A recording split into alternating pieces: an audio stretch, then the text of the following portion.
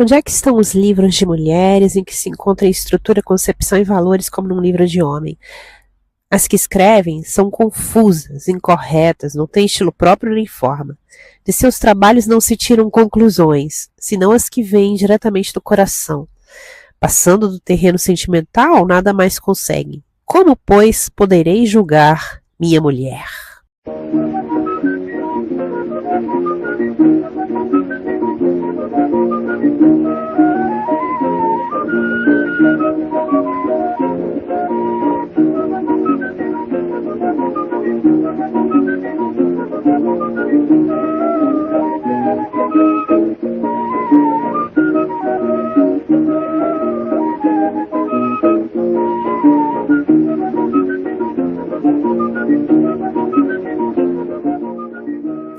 Esse é o podcast Clássicas Sem Classe, no qual eu procuro dar voz a escritoras silenciadas.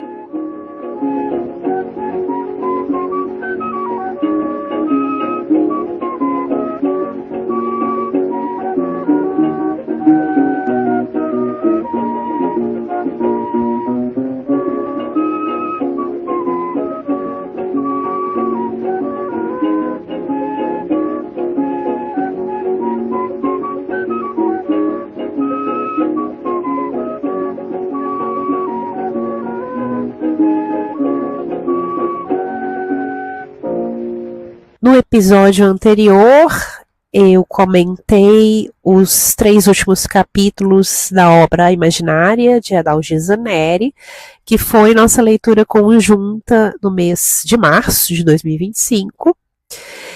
E nesse episódio eu vou comentar os capítulos 1 a 6 da obra Angústia, que é uma obra publicada em 1913 pela escritora Amélia Bevilacqua, que é nossa leitura conjunta do mês de abril de 2025. Estejam todos convidados. Nosso encontro vai ocorrer no último sábado de abril, na parte da manhã. O grupo é gratuito e aberto, basta querer conversar sobre essa obra com a gente. A obra Angústia se encontra publicada em uma trilogia de Amélia Bevilacqua, que foi organizada pela pesquisadora da autora Algemira de Macedo Mendes. Essa trilogia compreende não apenas a obra que a gente vai ler em abril, como também as obras Através da Vida e Jeanette. Essa trilogia foi publicada de forma independente e se encontra à venda na Associação Maranhense de Escritores Independentes. Foi lá que eu adquiri o meu exemplar. É onde está o melhor preço da obra, porque em outros portais da internet o preço está bastante inflado. Então eu sugiro que comprem junto à associação. É uma publicação independente, vale a pena incentivar e apoiar esse tipo de publicação. É uma obra que está em domínio público e eu tenho o xerox original. Caso alguém não consiga de alguma forma comprar essa trilogia, eu posso fornecer apenas o PDF original de Angústia. Bom, é isso. Vamos aos comentários da obra, que eu vou formular, dessa vez, em formato de carta às pessoas que têm feito a leitura conjunta com a gente, de modo que, se vocês quiserem responder, seja em áudio para o podcast, seja em formato de texto, em rede social, em blog, em site, em newsletter, fiquem à vontade. Eu acharei muito interessante manter essa correspondência com vocês sobre esse livro. É isso, vamos aos comentários. Caríssimos ouvintes do podcast Clássica Sem Classe, caríssimos leitores da nossa leitura conjunta Angústia, o capítulo 1 dessa obra começa em uma multidão, em uma tarde, 1h da tarde, no mês de agosto, ainda frio, e a narradora aqui se encontra em meio à multidão na rua. Ela descreve esse ambiente. Eu acho interessante ler para vocês esse primeiro parágrafo aqui, porque é um momento em que ninguém estava esperando chover e de repente vem aquela temporal, e isso pode dar, talvez, o tom do enredo, o tom do que nós temos a esperar desse romance, talvez. Eu gosto também do fato de que é uma narradora que está no meio da rua, percorrendo as ruas da cidade, nos contando a história como uma flaneuse. Então vamos lá, o primeiro parágrafo do primeiro capítulo. Era ainda cedo, talvez 1 hora, nessa tarde alegre do mês de agosto, acompanhada por um resto de frio que adoçava a temperatura. Entretanto, já enfeitava as ruas a grande multidão de senhoras e senhoritas cobertas com os modernos chapéus desabados, geralmente rodeados de rendas, fitas e flores, que se balançavam ao mais simples movimento. Ninguém pensava em chuva, debaixo do aspecto radioso que esse dia ostentava.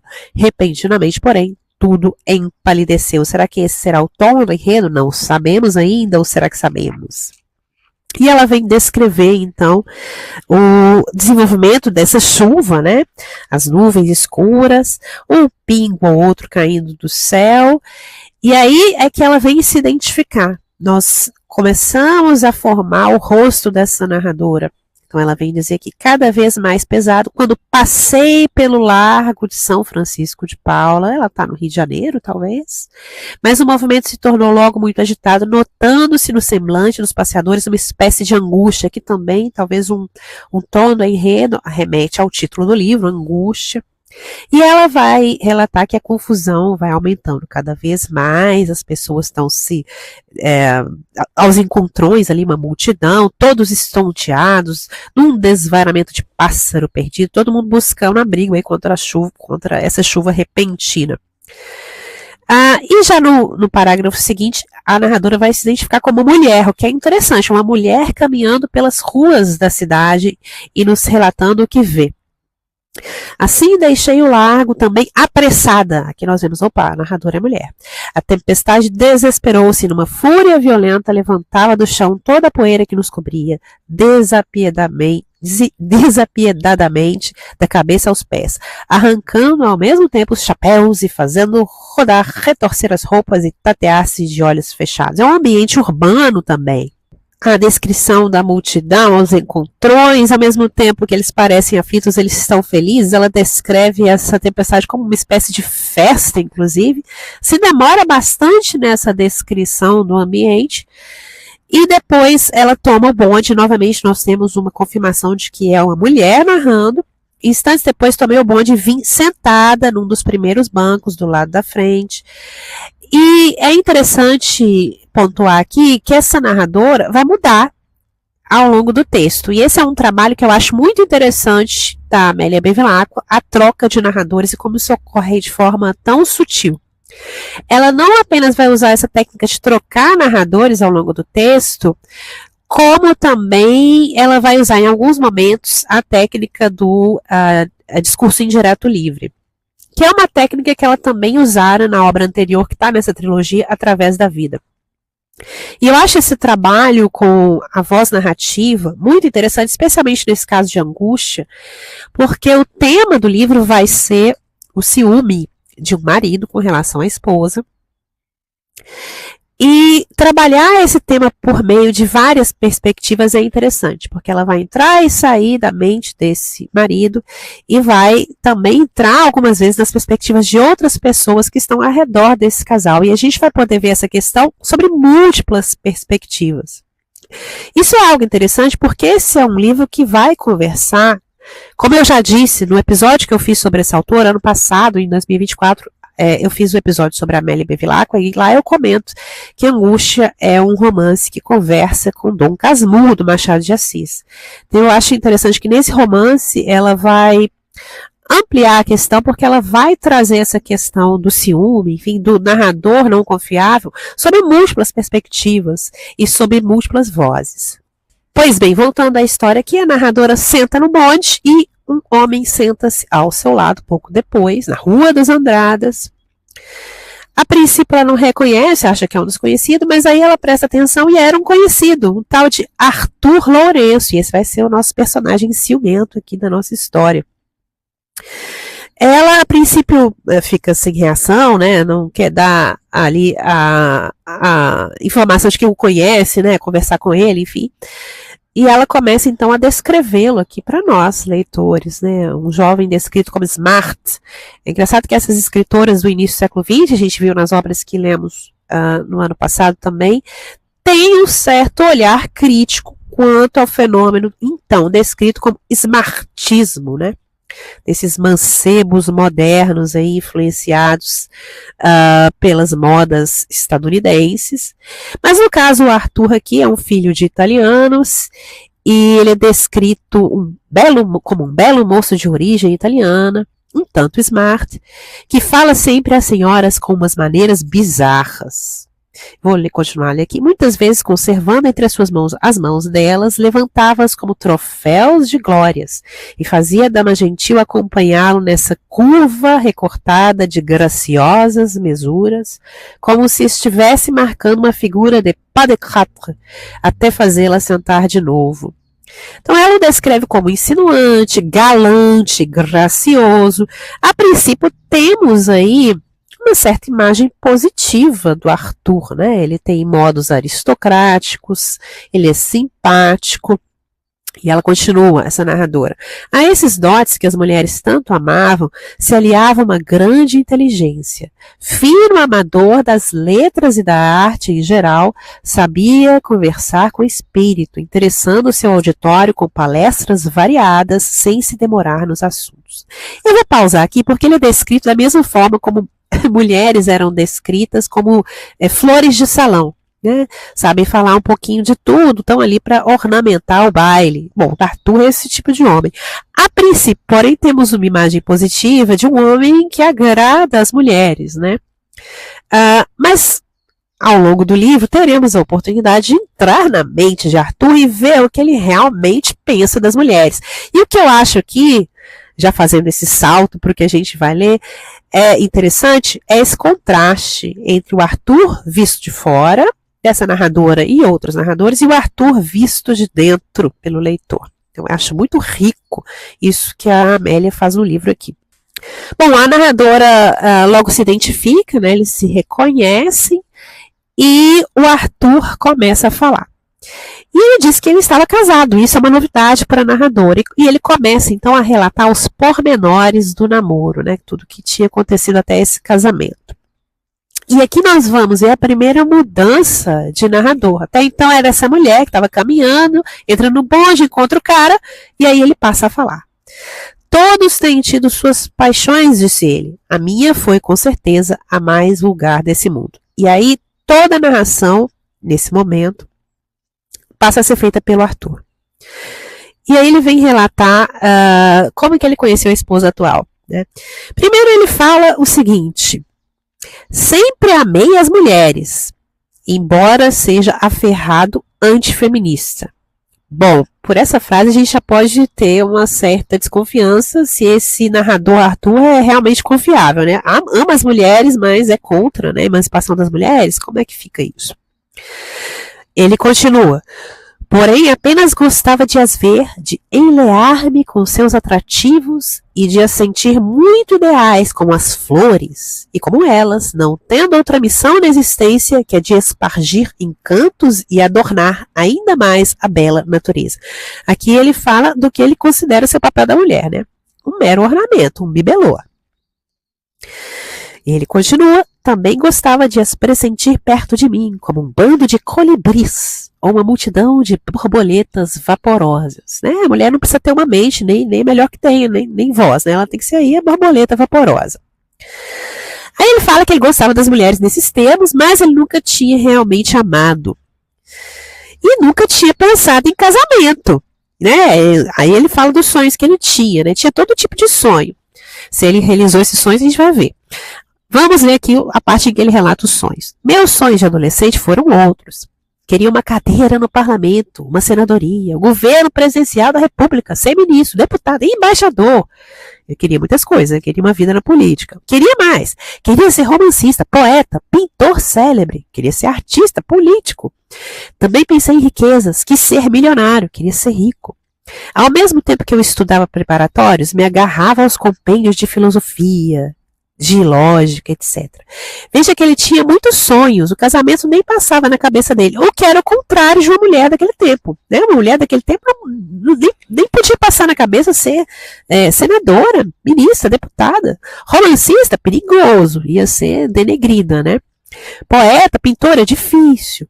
Milionária, então ela não podia ter patrimônio, né? Era o pai ou o marido que administravam o patrimônio. Ela era considerada incapaz na relação do casamento. Não podia assinar nenhum contrato, não valia nada a assinatura. Então esses sonhos que ele está relatando aqui é porque ele é homem, tinha todos esses sonhos, nem pensava em casamento. Vamos lembrar do romance que a gente leu mês passado, A Imaginária. Em um determinado capítulo, a narradora vai nos dizer de um casal de vizinhos, né? Uma viúva que tem um casal de filhos. E esse casal, a menina é prometida em casamento. Assim, a mãe só quer saber de casar, menino. A menina não pode ter nenhum outro sonho. Tem que casar de qualquer jeito. Ficar solteira é assim, inconcebível. E o filho, o irmão dessa menina, ao contrário, ele pode estudar, ele pode ter outros sonhos. Então vamos lembrar a semelhança entre esses romances aqui. Quais os sonhos que a pessoa pode ter, se ela é mulher ou se ela é homem? Pois bem, o Arthur tinha todo tipo de sonho aqui. Ficava aí viajando na maionese. Ele continua, mundos de fantasia se postavam em meus pensamentos, revirava a terra de pernas para o ar, transformava toda a existência a meu gosto. Vou parar aqui para dizer que é um homem imaginativo, né? Ele ficava imaginando que era político, que era poeta, que era milionário, mas ele não fazia nada, ficava só imaginando, só cismando. E aqui a gente pode ter uma noção de que esse personagem está sendo trabalhado de uma forma muito semelhante como as personagens femininas eram trabalhadas por autores homens nesse tempo. Então, o que a Amélia está fazendo nesse livro aqui é uma crítica bastante sutil e sardônica a esse tipo de escrita. Nesse ambiente imaginativo, então, nessa mente que ficava só imaginando coisas, mas não fazia nada, mente ociosa, o Arthur, então, avista a janela, a vizinha, uma vez, e se apaixona abruptamente. Só de olhar pela janela. E aí ele fica o tempo todo imaginando, o que é essa mulher, né? Fica só olhando a mulher. Será que ela é casada? Será que ela é viúva? Será que ela é noiva? Ficava só imaginando que mulher é essa. E fica o tempo todo querendo ver essa mulher na janela. Eu vou citar mais um trecho em que ele relata isso. Pensei que jamais tivesse semelhantes a roubos. Toda a minha vida me julguei um indivíduo insensível. Enfim, creio que posso ser perdoado. Não são somente os espíritos fracos e os desocupados que se embaraçam em malhas de pouca monta. Veja que ele não se considera um espírito fraco. Isso aqui, mais uma vez, é a ironia fina de Amélia Bevilacqua. Porque o que ele nos mostrou até agora é que ele é um espírito fraco, que ele é um desocupado. E que ele se apaixonou desse jeito porque ele é um fraco e um desocupado. Tem um momento aqui em que o Arthur, né, no meio desse relato, vai se dirigir à nossa narradora e vai fazer pergunta para ela. Não pensa assim, a senhora, eu vou ler esse trecho. Conhecendo esses fatos, não é possível estranhar que eu me preocupasse tanto desde o primeiro momento com uma bela mulher, que me abalou profundamente o espírito. Não pensa assim a senhora? Então ele se volta à interlocutora no bonde da mesma forma como ele se volta para nós, leitoras, né? O que nós pensamos sobre isso? E aí ele continua, pois, desassombrado da minha narrativa. Ele vai falando a narrativa. E tem um dia que ele vê essa mulher saindo de casa. Ele vê como que, ao vivo, essa mulher. Ela saiu acompanhada de uma senhora idosa, provavelmente a mãe dela. E aí ele descreve como ela estava vestida. Ele fica totalmente comovido com esse momento, porque até então ele só ficava querendo vê-la da janela. Meio que stalkeando a mulher. E aí ele a vê ao vivo, né? E fica embasbacado. E aí, nesse ponto, o capítulo vai terminar. E vai terminar da seguinte forma, mudando o narrador de volta para a nossa interlocutora. Nesse ponto da narrativa, separei-me do Arthur Lourenço. Ela desceu do bonde. E aí começa o capítulo 2º. O capítulo 2º também se inicia em um ambiente muito urbano, cheio de pessoas, na estação de bondes da linha de Botafogo. Estamos, então, no Rio de Janeiro. E também numa multidão. Então eu vou ler o primeiro parágrafo. Na estação de bondes da linha de Botafogo se aglomerava uma grande multidão. Uns parados, outros indo e vindo alegremente, debaixo do sol muito quente ainda, às 4 horas. Então, de novo, uma personagem narradora que percorre a cidade em meio às multidões. E aqui ela vem dizer o nome da cidade. O Rio de Janeiro. Ela vem dizer, o Rio de Janeiro estava imponente. Ela vem dizer também um evento, pelo qual nós podemos saber a data em que se passa a história. E a data vai ser mencionada depois, nesse mesmo capítulo. Mas já nessa parte, já podemos saber quando se passa a história, porque ela vai descrever que era a época da Exposição Nacional. A Exposição Nacional foi comemorativa do primeiro centenário da abertura dos portos no Brasil. E ela ocorreu, então, em 1908, na Urca. Então, a gente já sabe muito bem dizer, essa história se passa em 1908.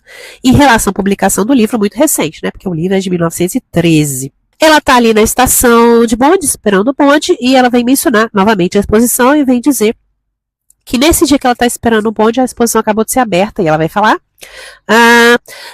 durante os minutos em que esperávamos o bonde, os carros de todas as espécies passavam e repassavam em grandes vertigens de carreiras, conduzindo senhoras e cavalheiros para o mesmo ponto, Praia Vermelha, onde se instalara a grande exposição aberta nesse dia, 11 de agosto de 1908. Aqui ela especificou ainda mais. Nesse momento que ela está esperando o bonde, ela avista uma mulher. Avistei de repente, no fim da espaçosa abóbada que forma o vestíbulo da estação, uma elegante senhora. E ela vem descrever essa senhora de uma forma muito interessante. Parece que essa mulher aguça a curiosidade da nossa narradora.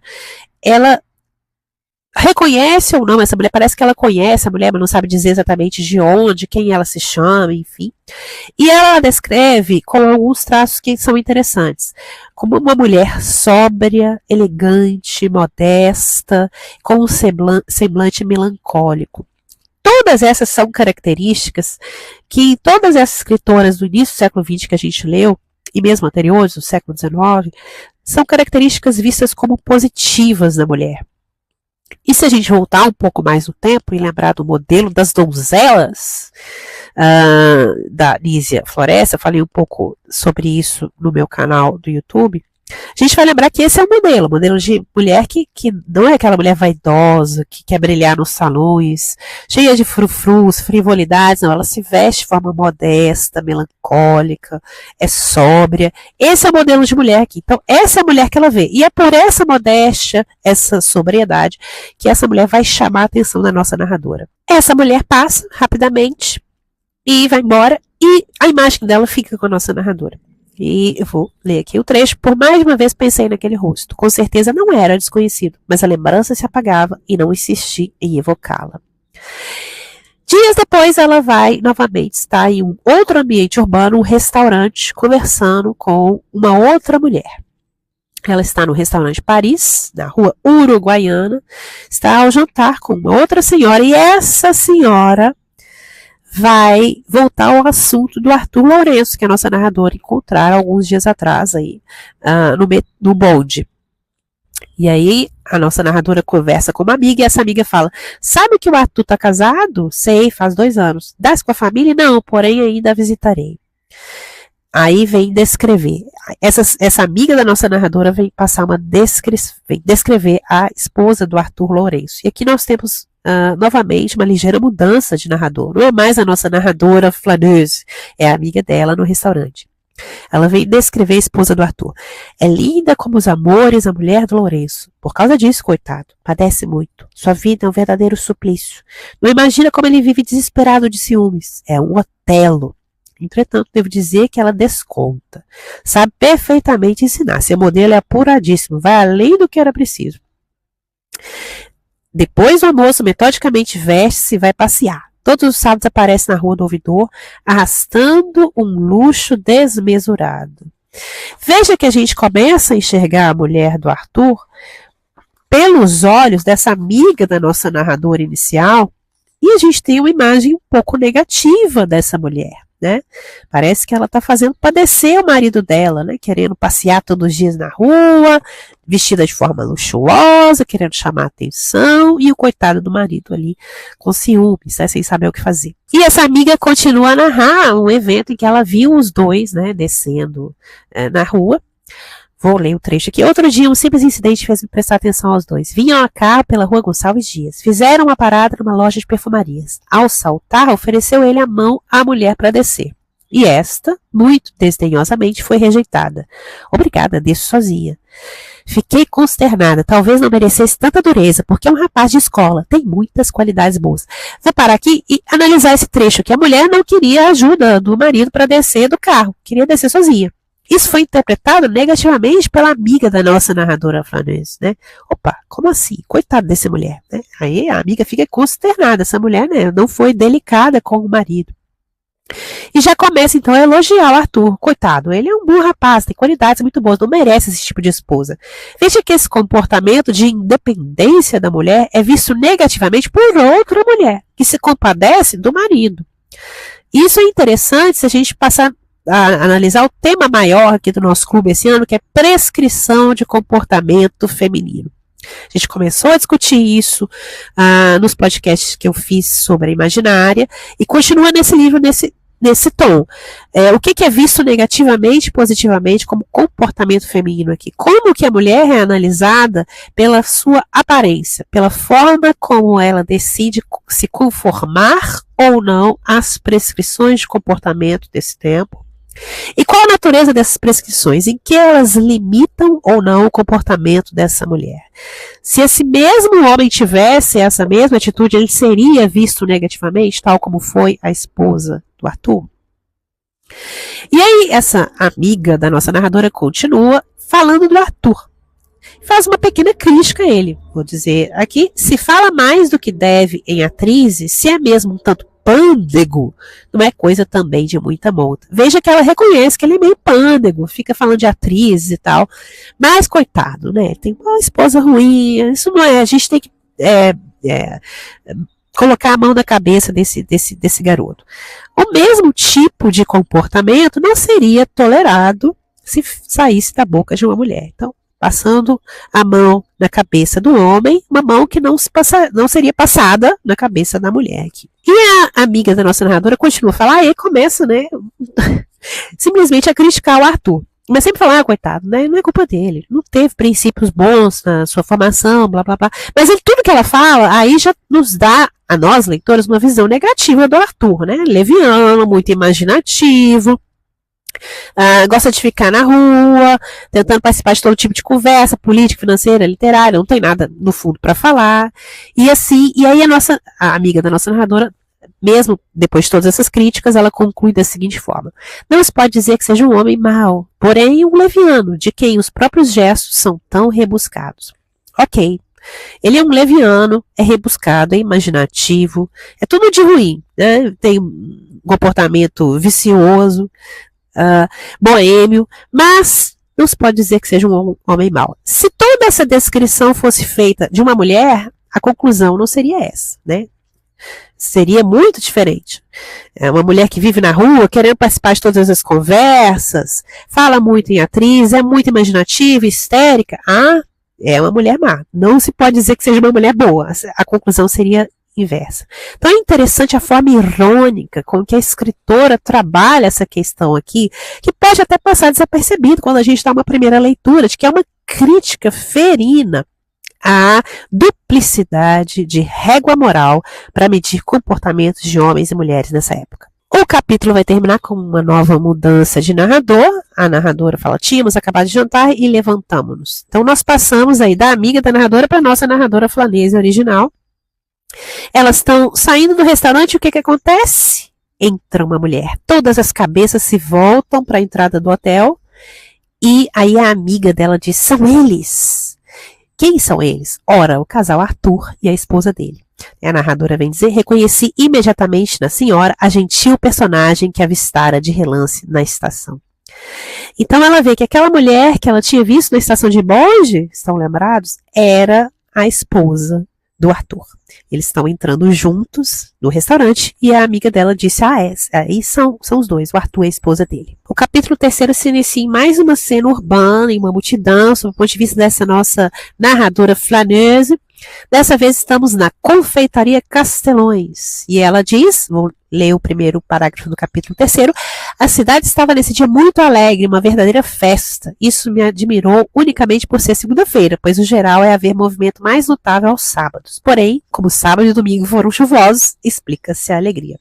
Da Confeitaria Castelões apreciei o murmurinho e posso dar notícia exata da imensa multidão que enchia as ruas. Novamente ruas repletas de pessoas. Nossa narradora está, então, na confeitaria, rodeada de conhecidos, de amigos. E eles estão conversando. E aí, uma das pessoas do grupo vai começar a falar das pessoas que estão na rua. E, novamente, temos uma ligeira troca de narrador aqui, porque a voz passa para essa pessoa que está conversando com a nossa narradora flaneuse. Ela está dizendo, aquela ali é a esposa do comendador X. Ela é terrível nervosa. Essa aqui, a senhorita Alzira, vai casar com tal. Então eles estão ali, fofocando. Aquela é fulana, aquele do Beltrano, blá, blá, blá. E aí ela passa para a mulher que vai interessar a nossa narradora flanense, que é a esposa do ator.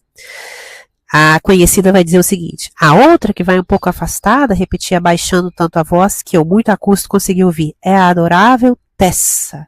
Direi melhor Teresa. Tessa é o diminutivo que lhe dão os íntimos e a família. É casada com o filho de um rico italiano, o Sovina, que vendia joias, e mesmo no próprio dia da morte da mulher não sentiu repugnância de negociar de frente ao cadáver. De igual calibre ao marido daquela infeliz senhora. Não é possível encontrar maior selvagem. Vou parar aqui para primeiro apontar que é a primeira vez que a gente ouve o nome da esposa do Arthur, então ela chama Teresa. Segundo, o Arthur não é mencionado, mas é mencionado pelo pai, é filha do italiano. E ele é criticado indiretamente, essa italiana aí era um Sovina. E aí a conhecida nossa narradora vai dizer: o marido atua igual calibre, e até essa coitada sofre. Então aqui nós temos uma visão diferente em relação ao casal Arthur e Teresa. Vamos lembrar que na cena anterior do capítulo 2, no restaurante de Paris, a amiga da narradora critica a Teresa, parece, né, passar a mão aí na cabeça do Arthur, enquanto que essa conhecida aqui na confeitaria Castelões faz o contrário, né? A coitada Teresa, né, sofre com esse marido aí. E os demais conhecidos começam então a discutir o casal Arthur-Teresa, né? A primeira tinha criticado o Arthur, falar, coitado, né? O mesmo calibre do pai. E aí tem uma pessoa que contradiz, fala: por que isso? Não existe criatura melhor que o marido de Teresa. A mulher, sim, o verdadeiro diabo de saias. Traz no rosto a serenidade de um anjo e na alma o inferno. É uma namoradeira consumada. Todo o bairro sabe disso. É interessante ver o casal Arthur e Teresa sob os olhos de outras pessoas. Eles primeiro são apresentados sob os olhos de pessoas diferentes, com opiniões diferentes. E o leitor fica um pouco confuso, né? Quem é que está certo nessa história? Será que ninguém está certo, né? Será que está todo mundo certo e errado ao mesmo tempo? Quem é Teresa? Quem é Arthur? A narradora muda novamente para a nossa narradora original e ela se sente triste, né? Da forma como o casal Arthur e Teresa é mencionado por outras pessoas. Vem dizer que todo casal tem dificuldades, que ela começou a estreitar sua intimidade com esse casal e formou uma opinião sobre as divergências desse casal. Vou ler aqui. Até hoje, porém, não sei ainda a que atribuir tanta discordância entre os dois entes que se amavam, senão a fatalidade, uma plena incompatibilidade de gênios. Aqui a gente pode ter um prenúncio do resto do enredo. Opa, ela está falando de algo muito mais no futuro aqui. Isso me lembrou um romance que eu já mencionei no meu canal do YouTube, que é o romance Celeste, de Maria Benedita Bormann, que vai ter um tratamento totalmente diferente do tratamento que a Amélia Bevilacqua dá aqui, mas que é interessante comparar com o livro Angústia, da Amélia, porque a Celeste também é vítima do casamento com um cara muito ciumento. E a Celeste é uma personagem fadada aí ao pior tipo de destino, porque ela é uma personagem muito desviante. E o destino dela vai ser um tanto diferente aqui do destino da nossa Teresa. Então é interessante comparar os dois romances. E a nossa narradora original aqui vem dizer de um evento que aconteceu num baile, em que o Arthur ficara aí muito ciumento pelo fato de que a mulher aceitara a dançar uma valsa com um outro homem. Vamos lembrar que no romance Celeste, o marido da Celeste simplesmente proíbe que ela dance com outras pessoas. E ela aceita, né? Não dança. A única pessoa com quem ela dança, muito tempo depois, é o irmão do marido dela. A nossa narradora vai, então, descrever essa cena em que a Tessa é pedida, né, para dançar. O marido lança um olhar para ela que diz tudo, fala: não dança. Ela olha para o marido, fica corada, emocionada, mas decide dançar. Como a gente interpreta essa cena, né? Fica em aberto. Ela está transgredindo algo que ela vê que o marido não quer que ela faça. Mas por que ela está transgredindo? Né? Ela quer ser adúltera? Ou ela quer simplesmente ser livre? Há uma descrição aí dessa dança, né, da Teresa com esse cavalheiro e da raiva do marido. Vou ler aqui o parágrafo. Defronte daquela vista, o marido tremia de raiva. Ao mesmo tempo em que seus olhares aflitos estavam cravados no rosto do ousado rival, seus ouvidos pareciam distinguir, na confusão das miragens que se lhe atravessavam pelo cérebro, o sussurro dessas palavras misteriosas, murmuradas num doce cochicho. Amo-a, amo-a. O desgraçado, morrendo de ciúmes, com as feições alteradas, deu 2 passos para o casal. Entretanto, foi contido pelo próprio acesso da violenta comoção e resignou-se a assistir até o fim aquele abraço que um audacioso dava publicamente em sua mulher.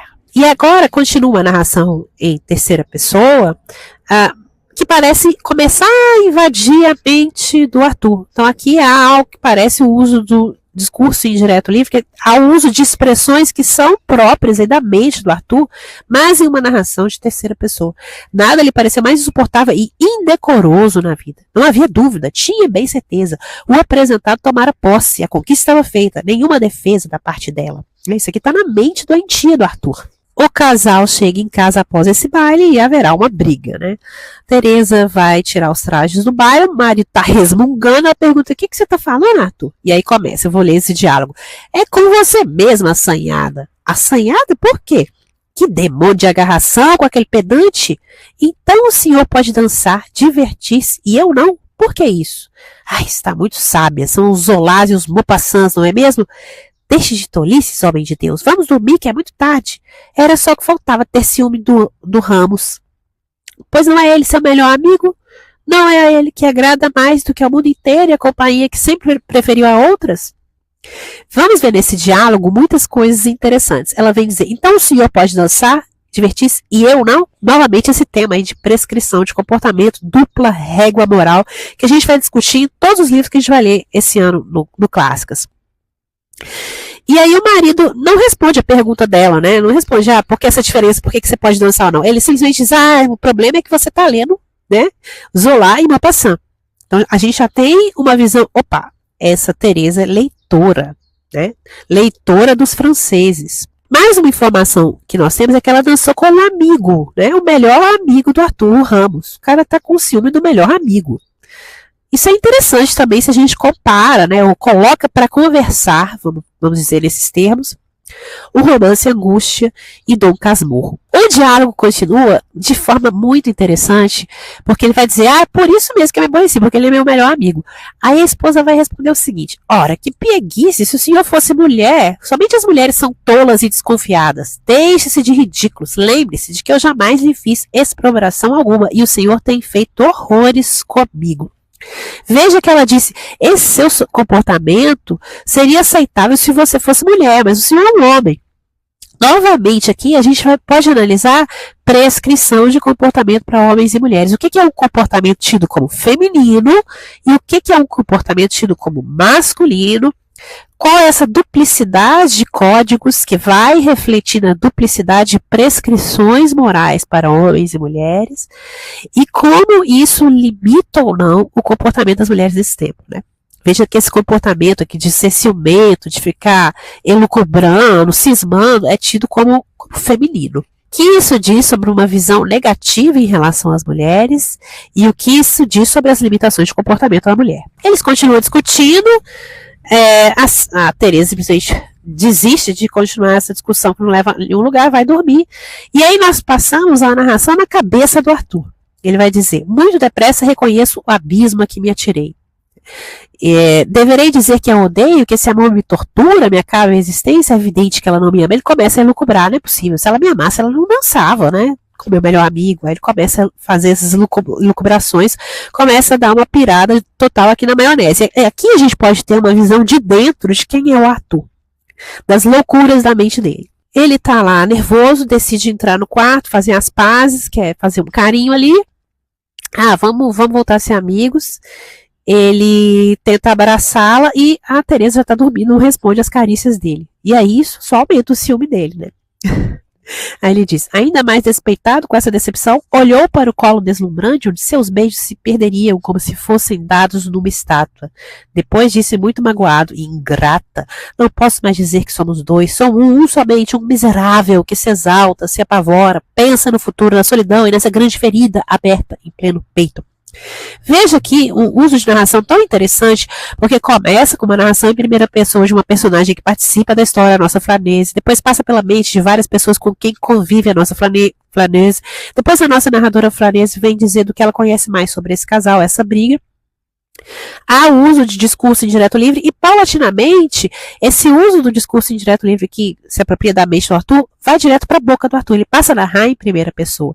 E assim vai essa nossa narração de terceira para discurso indireto livre para primeira pessoa e diversas perspectivas. É um uso muito rico de diversas técnicas narrativas. Ele volta a elucubrar, né, e começa a expressar aqui uma certa violência com relação à esposa, vontade de matá-la, de bater nela. Vou ler o trecho. Começo mesmo a detestá-la, e esse ódio pode se complicar. Um dia sou capaz de a estrangular, de pôr-lhe o corpo em pedaços. Quero saber de que massa é composto seu coração de gelo. Aqui eu vou pontuar que nós vimos esse tipo de abuso e violência em outros romances. Com o mesmo tipo de marido, com um certo ciúme, que trata a esposa como um objeto. Nós vimos isso na Imaginária, quando o marido diz que a minha mulher é parte de mim, se eu quiser eu arranco, decepo. E vimos também no romance Celeste, Maria Benedita Bormann. Então, algo para que nós possamos refletir é a maneira pela qual prescrições de comportamento feminino podem dar vazão a situações de abuso e violência contra a mulher. Qual a ligação entre essas prescrições, essa duplicidade de código moral e essa hierarquia de valores e hierarquia de gênero, que coloca um gênero acima do outro, como tudo isso pode dar vazão a formas de violência contra a mulher. E o mais engraçado é que ele está nessa elucubração toda, a mulher já falou, olha, eu não tô nem aí por esse ramos, eu só queria dançar. Se você não quer que eu dance com outros, então eu também não vou mais em um baile. Ela está dizendo tudo diretamente para ele e ele não consegue prestar atenção no que ela está dizendo. Aí ele faz toda essa viagem na maionese e ele nos diz, ciumento não sou. Nunca me deixarei dominar por essa vilania. Não quero é passar por imbecil, gosto apenas de zelar o que é meu. Veja que ele diz, ciumento não sou. Bom, aqui a gente já pode ver, esse narrador é não confiável, né? Tá mostrando por A mais B que tudo que tá passando pela cabeça dele é ciúme. Outra questão é que ele tá falando, gosto apenas de zelar o que é meu. Olha, tratando a mulher como objeto, como propriedade sua e não como sujeito. Em que medida essa visão da mulher como objeto é fruto também dessa duplicidade de régua moral para medir comportamento feminino e comportamento masculino, que dá origem a prescrições de comportamento feminino, prescrições de comportamento masculino. Algo que eu também comentei quando falei do romance imaginário, nos podcasts anteriores, essa visão da mulher como propriedade é algo que também o marido, né, da nossa Berenice tinha. E como essa visão da mulher como objeto e propriedade pode também dar vazão a formas de violência contra a mulher. E ele termina o capítulo, né, nessas loucuras da sua mente, a ruminar sobre a esposa e o fato dela ter dançado com o amigo Ramos. E ele começa a pensar sobre o Ramos, né? O Ramos deve estar sonhando agora com o abraço que ele deu dançando com a minha esposa, enfim. O cara termina esse capítulo tendo essas elucubrações, essas loucuras de ciúme. Bom, o capítulo anterior, o capítulo 3º, terminou então nesse inferno interior da mente do Arthur, né, marido da Teresa, que estava a ruminar sobre o fato de que ela dançara com seu amigo Ramos em uma valsa. E o presente capítulo, o capítulo 4, vai se iniciar com uma conversa entre a Teresa e a mãe dela, a sogra do Arthur, a dona Rita. Só que essa conversa vai ocorrer sob o ponto de vista do Arthur. O Arthur está ali observando as duas enquanto elas conversam. Ele não é o narrador, é uma narração aqui em terceira pessoa, mas é interessante que em alguns momentos vamos ter a intrusão do discurso indireto livre, alguns termos que vão ser usados na descrição aí dessa situação. Então, eu vou ler aqui alguns trechos. O capítulo se inicia assim. Estava um dia a dona Rita, sogra do Lourenço, a conversar com a Teresa na sala de jantar. Tinham ambas sorrisos cheios de afeições e ares confidenciais, como se as envolvessem em negócios de alta importância. Do outro lado, na penumbra de um recanto, o genro, muito irado, de vez em quando lançava olhares ciumentos ao grupo. Seu desejo mais ardente era conseguir tomar todo aquele amor que a filha votava à mãe. Veja esse termo aqui, ares confidenciais. Isso é bem coisa que está na mente aí do Arthur, né? Elas estão conversando, parece que elas não querem que eu saiba o que elas estão falando. E veja que ele sente ciúme da sogra, sente ciúme da mãe da Teresa. Em vários momentos ele demonstra odiar a sogra. Sabia muito bem quanto era grande e rancorosa a antipatia que lhe votava a sogra, mas deixasse estar, algum dia essas coisas findariam. Então veja, ele odiava a sogra e achava que a sogra não gostava dele. Ele tenta entrar na conversa das duas e as duas querem ter um momento para conversarem. Aí ele fica, né, injuriado. Como assim? Se elas não querem que eu entre na conversa, elas estão falando alguma coisa proibida. E elas se dão beijos, né? A mãe beija a filha beija a mãe. Ele acha isso terrível, né? Vou ler aqui. Os dissabores de um despeito profundo lhe atravessavam o coração como se fossem os beijos da dona Rita verdadeiras punhaladas. Tinha mesmo ímpetos de a insultar grosseiramente e pô-la de casa para fora. Então ele tinha ímpetos de expulsar a sogra da casa. Não teria, porventura, a velha intrusa o que fazer nessa vida, se não persegui-la, acompanhá-la como se fosse fantasma de sua sombra, roubar todo o afeto que era seu. Veja aqui, novamente, discurso indireto livre. A velha intrusa, esse é um termo que está na mente do ator, não está na mente da nossa narradora, né? Roubar todo o afeto que era seu. E na manhã seguinte, nós temos um diálogo entre a Teresa e a mãe. E que a Teresa desabafa e fala, olha, esse Arthur, aí eu vou ler, aquele homem é um desequilibrado, um perverso muito grande, não posso e nem quero absolutamente viver mais em sua companhia. Essa agressão que ele faz contra mim é muito vil. Aí ela continua, peço-lhe permissão para tratar do meu divórcio. Então é a primeira vez que nós temos a voz da Teresa aqui, falando apertamente sobre essa relação. Olha, não dá mais, esse cara é louco. Mamãe, por favor, você permite que eu peça o divórcio? E o que a mãe fala? E aqui que nós temos uma outra visão dessa sogra, porque lembremos que o Arthur tinha uma visão negativa, essa sogra é antipática, né? Ela tá mancomunando contra mim. E aqui nós temos as palavras diretamente da sogra, falando, não faça essa tolice, seu marido é bom e a estima. Ela fala, não vai se divorciar, continua com ele. Contrariando as expectativas do Arthur. Arthur pensava o contrário dessa sogra. E ela vem dizer, fica com ele, perdoa seu marido, busca compreender tudo. E ela vem dizer um pouco sobre a posição da mulher. Eu vou ler esse trecho aqui. A posição de uma mulher bonita é infinitamente delicada. Guarde, pois, religiosamente as reservas necessárias e deixe o tempo correr. Terás a recompensa do sacrifício. Mais um trecho aqui para a gente pensar prescrições de comportamento da mulher, né? Aguenta firme aí, guarda reservas e espera que o tempo vai curar as feridas. A Teresa, obviamente, não fica satisfeita com esse conselho e aí a narração passa a uma descrição da nossa Teresa. Eu vou apontar para vocês, se vocês estão lendo essa edição que eu recomendei da trilogia de Amélia Bevilacqua, há um trecho repetido aqui entre as páginas 150 e 151. Então, o trecho que começa com estas lutas com que você se magoa, vai se repetir nessa página. Então, na página 150 é para continuar do trecho. Quando alguma coisa desagradava, há o trecho na página 151, bastante instruída, aí vocês continuam com a descrição da Teresa. Apenas um erro de impressão, me parece aqui. Então tem uma longa descrição da Teresa, ela tinha 23 anos, e é descrita como excêntrica, excessivamente orgulhosa, obstinada.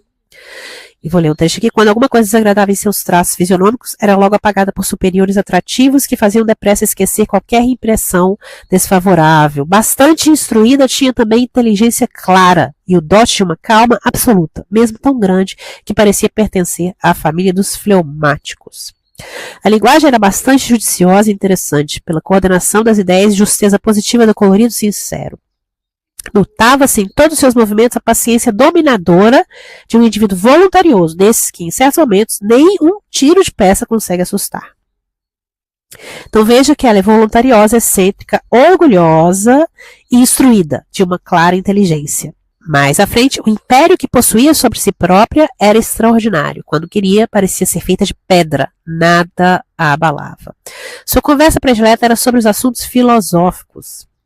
E era somente nessas ocasiões de animadas palestras que se notavam grandes clarões de entusiasmos lhe flutuarem no olhar e na voz, que se tornava muito forte e vibrante.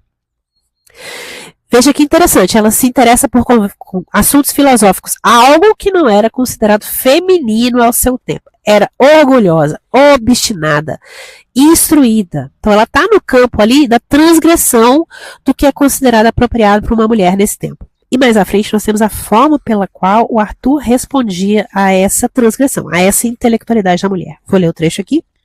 Essas dissertações, o pouco caso com que afetava receber o movimento mundano e a fingida insensibilidade a respeito às mais graves notícias, parecendo em certos momentos uma cética, e sobretudo a clareza de sua intelectualidade, a afastavam do marido, que mal sofria os acessos dos nervos ouvindo-a falar. Não gostava de mulher, homem. Veja que ele fica nervoso quando ela começa a falar sobre esses temas pouco femininos. E aqui, não gostava de mulher-homem. Esse é um trecho também de discurso indireto livre. Esse é um termo que está na mente do Arthur, mulher-homem. Mulher que transgride o âmbito do considerado feminino. Mulher que transgride as prescrições de comportamento feminino. E aí continuamos aqui na mente do Arthur. Queria que se preocupasse somente com o lar. Desesperava-se tanto com aquela desenvoltura de seus modos que às vezes corria pressuroso à sociedade dos amigos. Quando o Arthur percebe que a Teresa está muito desenvolta nesses temas que ele no fundo não compreende, né, de filosofia, de política, ele vai sair com os amigos para quê? Para fazer ciúme na mulher. Olha aqui o trecho que estamos novamente na mente do Arthur. Queria fazer ao menos uma vez aquela mulher chorar de ciúmes por mim. Não creio em amor frio, sem exaltação. Aquela frieza me arranca a alma pela raiz. Eu acho interessante porque a esposa está falando de filosofia, de política, temas considerados masculinos, e o Arthur está se remoendo pelo amor, pela paixão. Né?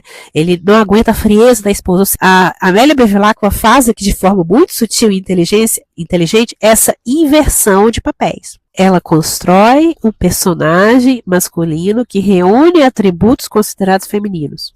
Ela constrói um personagem masculino da mesma forma como escritores homens construíam personagens femininas em suas ficções, né?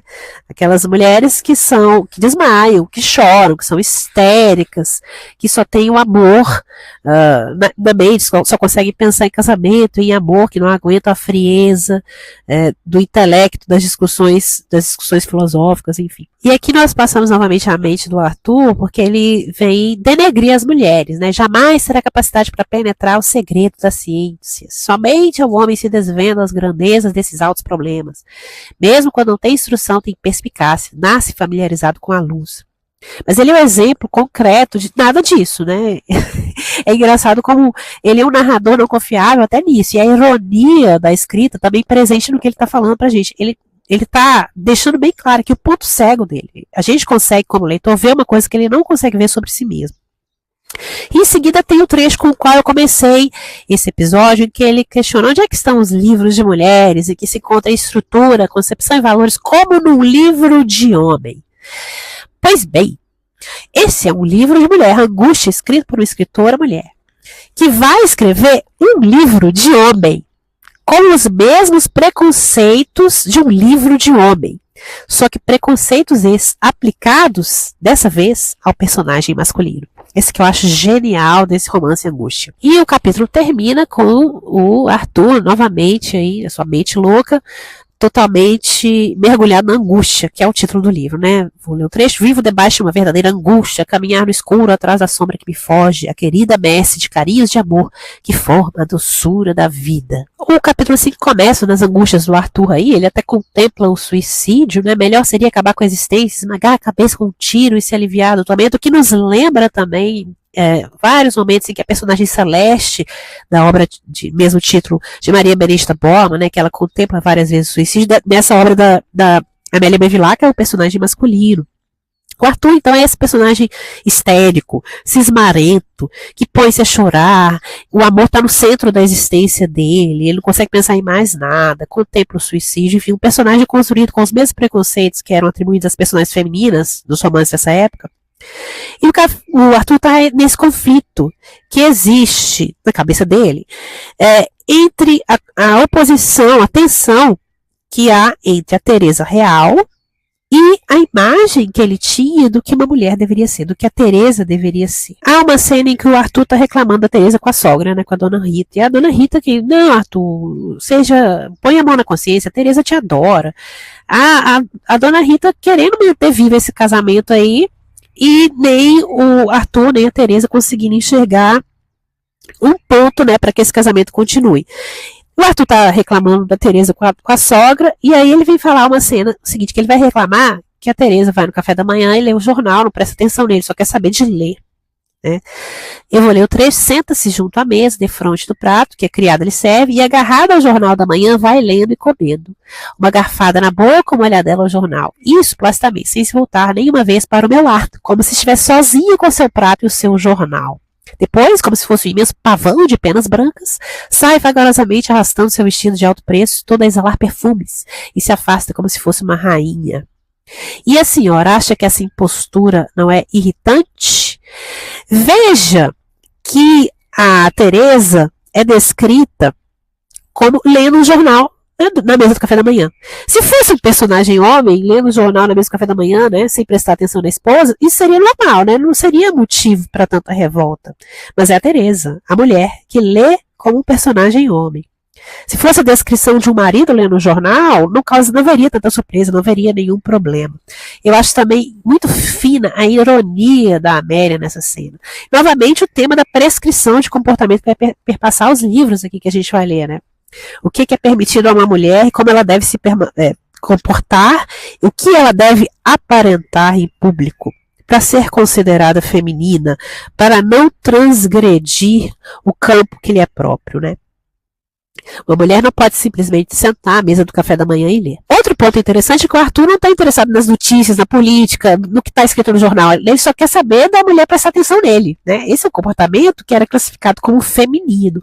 Olha como a Amélia Bevilacqua bagunça um pouco esses campos do feminino e do masculino, tal como definidos naquele tempo. Aí a sogra busca temporizar, falar, não quebre sua força moral, isso até parece uma grande perversão, paixões violentas não são boas, é melhor que vocês se separem por uns meses, vai passar um tempo em Poços de Caldas, blá blá blá. Né? Tá falando, ó, descansa a cabeça, né? Você tá um pouco exaltado, Arthur. E o Arthur fala, quer dizer que eu sou doido, não é assim? Mas não me arrependo da confissão. E olha que coisa, meu filho, somente provar que a sua infelicidade é toda fantástica. Então ele fala, você acha que eu sou doido? E aí a leitora pensa, tá bem próximo de loucura isso aqui. Novamente o Arthur vem falar que deseja que a esposa morresse. Meu desejo é que ela morresse. Olha, em vários momentos desse livro expresso esse desejo de violentar a esposa, de matá-la, né? Como isso decorre do que o Arthur imagina que deveria ser o comportamento dela dentro daquilo que naquela sociedade é prescrito que fosse o comportamento dela. E como essa prescrição de comportamento, essa duplicidade de regra moral, de divisão feminino-masculino, novamente, repito, dá vazão a essas cenas em que um personagem masculino se sente no direito de violentar um personagem feminino. O capítulo vai terminar com uma carta da Teresa à Dona Rita. A Dona Rita tinha saído da casa da filha, né, do genro, para passar uns tempos em Petrópolis para ver se deixando o casal sozinho ele se ajeitava, né, mas não. E aí, enquanto a Dona Rita está em Petrópolis, ela recebe uma carta da Teresa dizendo tudo, né, dizendo, olha, não dá mais, repetindo o que ela sempre falou, né. Eu sinto-me presa a um grilhão de ferro que me tira todos os movimentos. Olha, a claustrofobia dessa existência. Não a bravura que suporte as esquisitices de um neurastênico. Olha, neurastênico, personagem masculino sendo definido como neurastênico, histérico, que era uma característica tida como feminina. Neurastenia, histeria naquele tempo. Mais uma vez, um livro de homem. Um livro escrito por uma mulher com os mesmos preconceitos de um livro escrito por homem. Mas preconceitos esses atribuídos ao personagem masculino. Ela vem dizer que todo dia tem que jurar para o marido que nunca mais se casarei, se ele nunca mais vai se casar, se ele morrer, se ela ficar viúva. Veja, esse comportamento a gente também viu no romance anterior, A Imaginária. O marido da Berenice tá para morrer, tuberculoso, e pede para que ela jure que permaneça viúva, não case depois que ele morrer. O mesmo comportamento aqui de posse, né? Mesmo além túmulo, um homem querendo manter a propriedade da sua mulher como se ela fosse um objeto. O capítulo 6 começa com uma cena com o Arthur atormentado, se atormentando aí sobre a Teresa, no momento em que ela está escrevendo essa carta, que ela vai mandar para a mãe, carta que a gente acabou de ler no final do capítulo 5. E aí, tá desesperado, não gosta quando a Teresa sai sozinha, ele quer sempre saber onde é que vai a mulher dele, e nós seguimos todas essas elucubrações do Arthur, e novamente ele vem mencionar a vontade de matar a esposa. Vou ler o trecho. Quem é que não sabe que o princípio de todos os males é a impossibilidade do bem, que o bom, por melhor que seja, sobrecitado pela traição ou por qualquer outra catástrofe, levanta seu punhal e mata com o mesmo sangue frio de um criminoso de origem.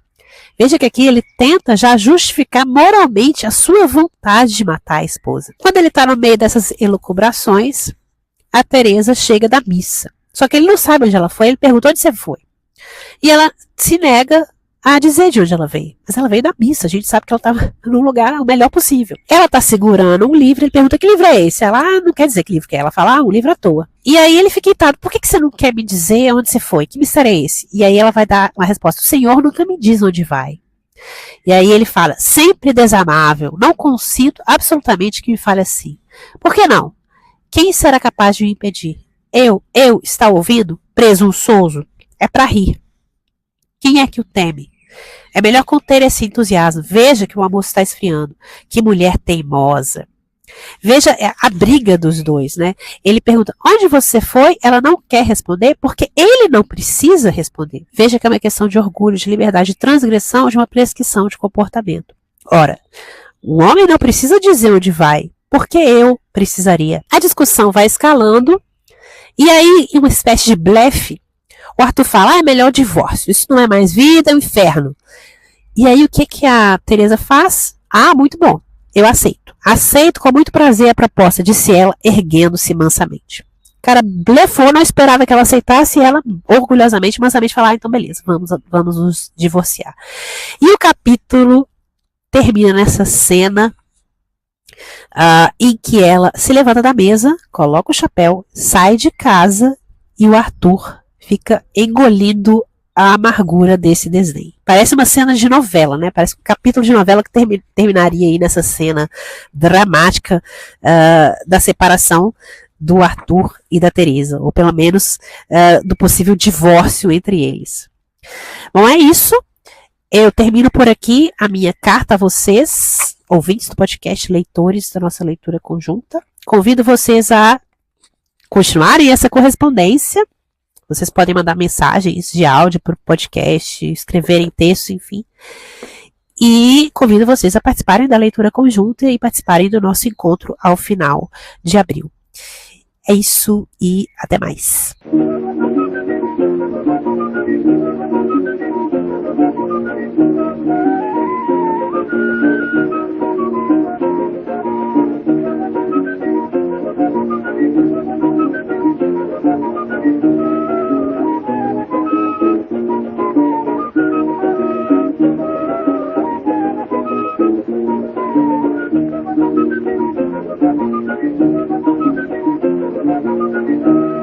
Esse episódio foi escrito, produzido e apresentado por Juliana Brina em abril de 2025. A música tema foi baseada no choro Corta Jaca, composto em 1895 por Chiquinha Gonzaga e executada pelo grupo Chiquinha Gonzaga em gravação de 1910-1912.